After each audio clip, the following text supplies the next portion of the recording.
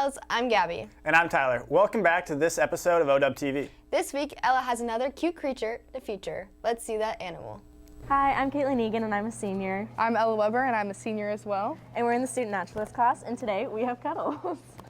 Cuddles is a nocturnal mammal and he loves to run around. He's very energetic. I just took him home over fall break and he literally does not stop ever. He loves running. To get clean, he takes dust baths instead of getting wet and stuff like that. He also has a floating rib cage, so you have to be really careful when handling him. Cuddles originates in the mountains in a drier climate. He also eats timothy hay and stuff like that, and then all his normal pebble, whatever's in that. Since he is nocturnal, he is asleep most of the day.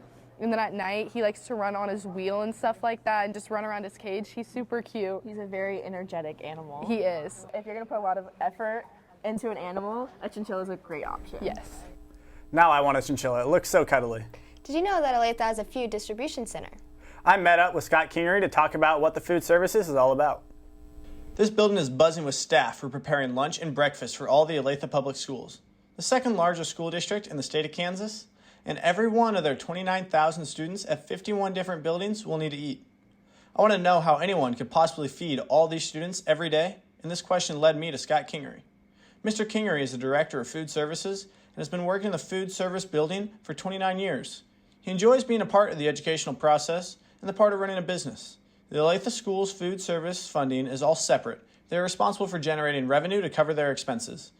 They're in charge of the maintenance of their ovens, trucks, and other equipment they use, and they are even responsible for the energy used by your school's cafeteria. It didn't take long for Mr. Kingery to find out the true scale of the Olathe School District. He grew up in a small town of roughly 350 people, and that's about the size of a small elementary school in our district. Mr. Kingery and his staff are responsible for feeding breakfast and lunch every day to the 29,000 students in Olathe, and they offer a summer food service program as well. They go through crazy amounts of inventory, and they hold 48 pallets of trays, and they go through 12 to 14 pallets every single week. And they'll send out 7 trucks every single morning to distribute the food and equipment to the schools. Each year, the school lunch menu is updated. The process of building these lunches is very complicated, and they are required to meet strict nutritional regulations set by the USDA National School Lunch and School Breakfast Program. They've gotten stricter over the last decade, and they have changed every year since. And recently they have had to make sure that they offer a certain number of colors of vegetables. One way the lunch menu is improved is through the connections in the food service industry.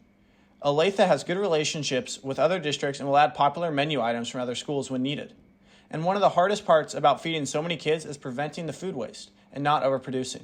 The way they do this is through the production office. They use previous history to project what the kids will want, and if those projections are wrong, they can call in a hot shot by 9 a.m., and they will have those items sent over to that school for that day's lunch service. The Food Production Center is the hub for the whole process, and all the vendors except milk and juice deliver to the building, and then it is sorted into the correct proportions and distributed to the correct schools. The Food Center employs 60 people inside the building, and when you include the lunch staff, it gets up to 250 employees. The district used to produce cinnamon rolls in-house, but due to staffing issues, they haven't been able to produce those since COVID.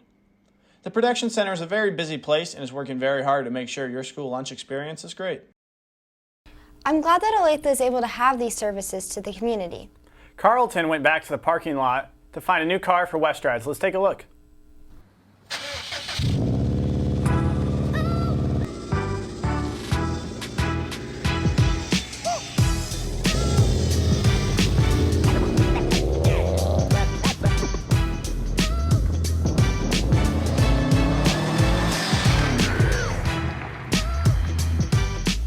What's up, Owls? Welcome back to another episode of West Rides on Owtv. I am here with Drew Ridgway. All right, Drew, and what is this beauty that stands right behind us? This is my 2011 Subaru STI.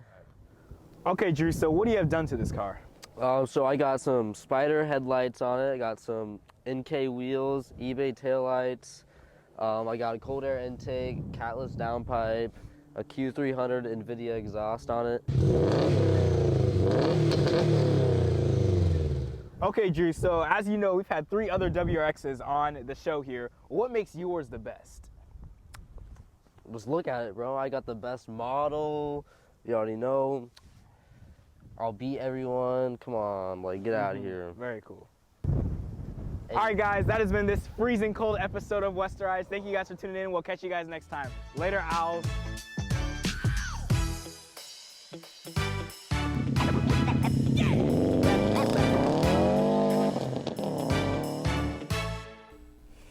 That was some car. It looked really cool the day they filmed though. Winter sports have started, but let's review some postseason awards from the fall. The boys soccer team placed 4 players on the All-Sunflower League team.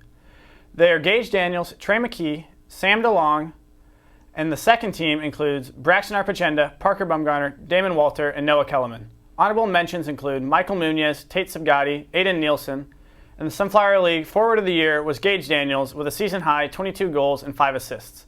And the Sunflower League Goalkeeper of the Year was Cole Morris with 102 saves and 11 shutouts. Several soccer players were also named to the All-State team, including First Team Gage Daniels, Braxton Arpachenda, Trey McKee, Cole Morris, and Sam DeLong. Second Team honors goes to Parker Bumgarner. Forward of the Year honors went to Gage Daniels, and Keeper of the Year went to Cole Morris. Congratulations to the boys soccer team. One cool fact is Gage Daniels got moved to forward and won 6A Forward of the Year award after being the 6A Defensive Player of the Year last year. And the girls cross country team finished second at the Nike Cross Regional in South Dakota a couple weeks ago, which made them the first girls team in the state of Kansas to qualify to compete at nationals. Good luck, ladies. That's a lot of awards. Good luck to basketball this weekend in Hayes. See you next time.